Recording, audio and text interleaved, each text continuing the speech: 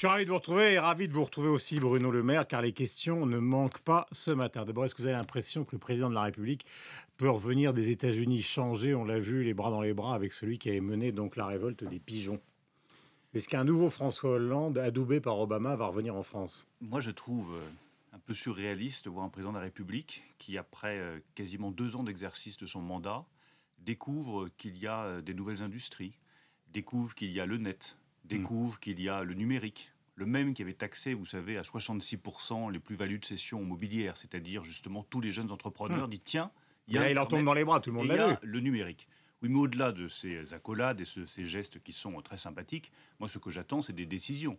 On a, par exemple, un pacte de responsabilité qui est encalminé maintenant depuis 1 mois. On en est où des décisions d'allègement des charges? On en est où des décisions de simplification Le ministre du budget négocié avec tous les ministres du droit du travail français? Moi, j'attends maintenant des décisions rapides. Tout ce spectacle d'embrassades, d'accolades, c'est fort sympathique. Ça ne fait pas avancer la France. Vous voulez dire que ce voyage n'a servi à rien? Pourtant, c'est un voyage spectaculaire. Le président américain Mais on n'a pas besoin de spectacle. Nous avons besoin en France de décisions. Quand je parle de spectacle, je veux dire au plan symbolique pour un pays qui est le nôtre, la France. Nous avons besoin de décisions. Et une fois encore, je regrette que le président de la République ait mis 2 ans à découvrir des évidences. Enfin, tout le monde sait qu'effectivement, le numérique, c'est pour demain quelque chose d'essentiel pour notre pays. Ce que j'attends de lui, c'est qu'il prenne les décisions pour faciliter l'entrepreneuriat en France. Ce que j'attends de lui, c'est qu'il libère les contraintes qui pèsent sur les entrepreneurs. Ce que j'attends de lui, mais il est prisonnier de sa majorité ou qu'il développe le numérique à l'école, l'apprentissage du codage, qui est essentiel pour nos enfants, aussi important maintenant que de savoir parler de l'anglais, maîtriser le codage et maîtriser le numérique, plutôt que de mettre en place les ABC de l'égalité. Voilà ce que j'attends. Il a fait HEC, il était au courant de tout ça. Donc lequel n'était pas au courant? C'est lui ou c'est sa majorité? Comme toujours avec François Hollande, il est peut-être au courant, il y a peut-être du spectacle, il y a peut-être de belles déclarations, il y a peut-être de beaux discours, il n'y a jamais une décision forte et il n'y a jamais de cap. Moi, je lui demande de tirer toutes les leçons de son voyage aux États-Unis. Après tout, il est peut-être en cours de rattrapage, il peut peut-être essayer de rattraper le temps perdu pendant 18 mois, et qu'il mette en place l'apprentissage du numérique et du codage à l'école pour nos enfants, pour que nous soyons le pays le plus en avance en Europe sur ces sujets-là, et qu'il prenne enfin les décisions. Mais est-ce que vous êtes certain que c'est par exemple dans le programme de François Fillon, dans le programme de l'UMP, dans le programme de tous ceux qui veulent revenir au pouvoir? Parce qu'on n'a pas vraiment l'impression du mulot de Jacques Chirac. C'est dans mon projet de renouveau politique. Je pense que les politiques doivent prendre conscience que le monde est en train de les dépasser, que la société est en train de les dépasser, que nous sommes en train d'avoir un temps de retard. Le fait que nous entrions dans cette ère numérique va changer aussi les modalités de décision politique. On ne pourra plus avoir une décision venue d'en haut qui s'adresse en bas sans faire participer tout le monde, sans que chacun puisse prendre ses responsabilités. Mais je comprends votre enthousiasme, mais quel est le bon programme? C'est le vôtre, c'est celui de Fillon, c'est celui qui a été décidé par Jean-François Copé avec l'UMP. Aujourd'hui, le bon programme, ce sera celui... Visiblement, pour les auditeurs, c'est flou, pour les téléspectateurs aussi. Ce sera celui d'abord de la majorité en place. Il y a encore 3 ans de pouvoir socialiste. On peut le regretter, c'est mon cas, mais c'est la réalité démocratique. Et il n'y a pas 3 ans à attendre. On ne peut pas attendre. Vous croyez à une dissolution, par exemple? Je crois surtout qu'il est urgent que le pacte de responsabilité soit mis en œuvre, que François Hollande prenne des décisions, que la majorité tourne le dos à la politique qui a été conduite depuis 18 mois, et que enfin, au-delà des déclarations qu'on a eues sur la fiscalité, sur le choc de simplification, sur le pacte de responsabilité, on ait les décisions. Vous savez, il vient des États-Unis. Aux États-Unis, il y a une phrase que j'aime beaucoup, c'est « Where is the beef ?» Où est la matière? Où sont les décisions? Où est l'entrain? Où sont la réalité concrète des décisions politiques? Voilà ce que j'attends de François Hollande derrière l'écran de fumée. Où sont les décisions? Puisque vous aviez l'air de douter de l'alliance politique qui permettrait de faire les réformes en France, est-ce que vous croyez à une dissolution si les résultats sont très mauvais pour le Parti socialiste et ses alliés dans la séquence municipale européenne? La dissolution, les changements ministériels, le remaniement, le changement de Premier ministre, c'est la responsabilité du président de la République et du président de la République seul. C'est à lui de voir quelle décision politique il prend. La seule chose dont nous ayons besoin aujourd'hui, c'est de décisions économiques, sociales, éducatives, rapides et fortes. Question, vous avez vu Nicolas Sarkozy, est-ce qu'il est sensible à ce plaidoyer que vous venez de faire? Deuxièmement, est-ce que vous lui avez parlé des primaires, car semble-t-il les sarkozystes n'en veulent pas? Les primaires, elles ont été choisies par nos militants. C'est important ce que vous allez dire. Vous venez de le voir il y a quelques jours. À 90%. Moi, je crois que c'est un système moderne, c'est un système responsable, c'est un système serein pour choisir celui ou celle qui sera le mieux à même de battre François Hollande. Donc je crois que les primaires méritent d'être défendues et je pense que les primaires s'imposeront à tous.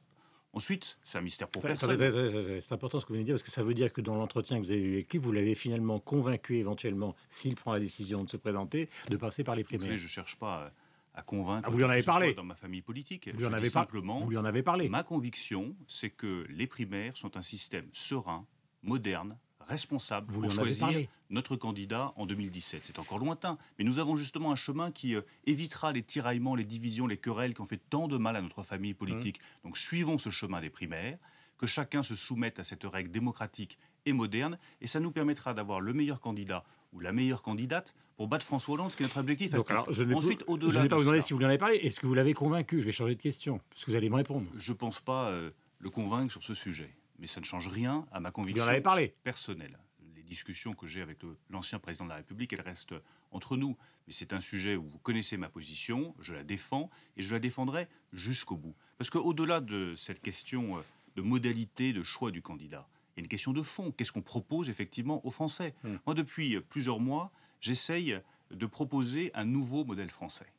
J'essaye de défendre un renouveau profond de la vie politique française. Et je le fais en me déplaçant, en allant voir les Français, en les écoutant, en leur faisant mes propositions, par exemple sur le renouveau démocratique, la limitation du nombre de mandats, la réduction des parlementaires, l'obligation de démission de l'autre fonction publique. Tout ça, c'est connu. Je veux porter ce renouveau de la vie politique française et ce renouveau politique français.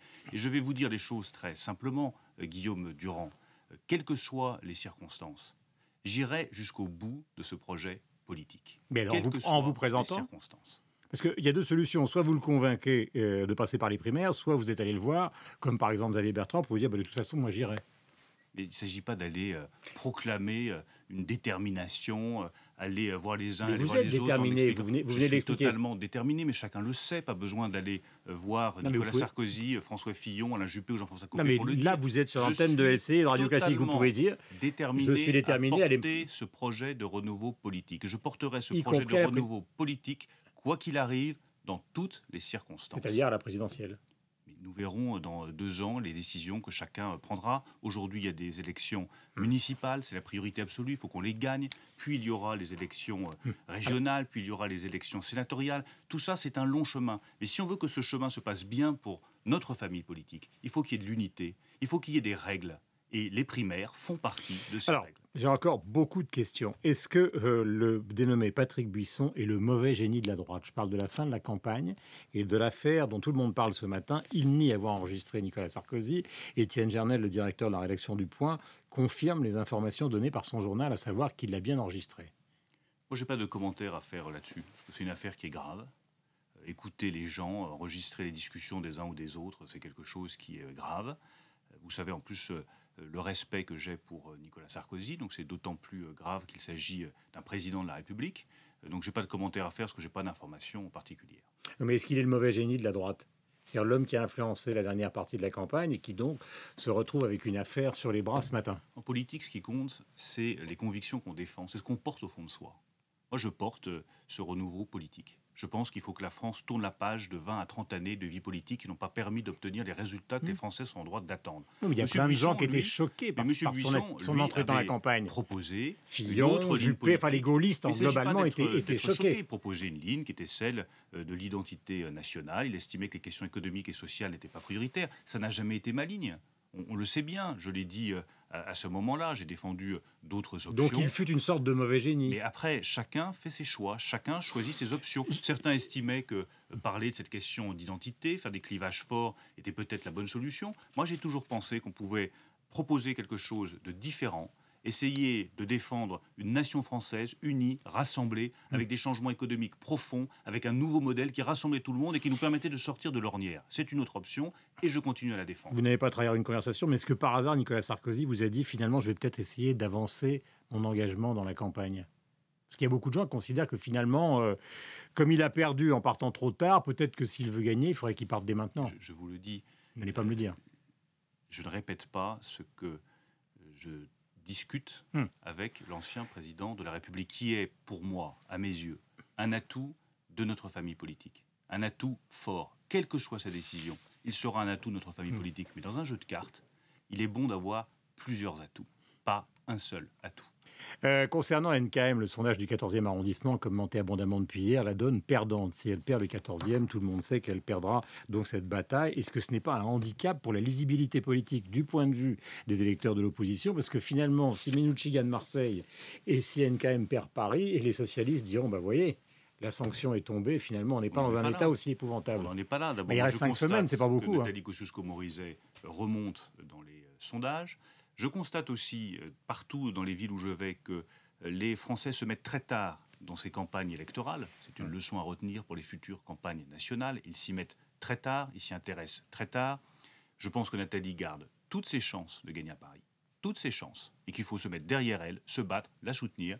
Et je crois surtout... Mais elle est victime des divisions de la droite, en fait. Je crois surtout que dans beaucoup de villes moyennes de France, je vois des jeunes qui s'engagent, je vois de nouveaux visages partout en France, y compris dans des coins difficiles. J'étais en Seine-Saint-Denis, mardi. Je suis allé à Pantin, je suis allé à Aubervilliers, je suis allé soutenir des candidats qui sont dans des villes qui sont considérées comme perdues, acquises à la gauche depuis 30 ans. Ils se battent, ils y vont. Félicitations, c'est cet engagement-là qu'il faut soutenir. Il y a toute une nouvelle génération de la droite et du centre qui est en train de naître sous nos yeux.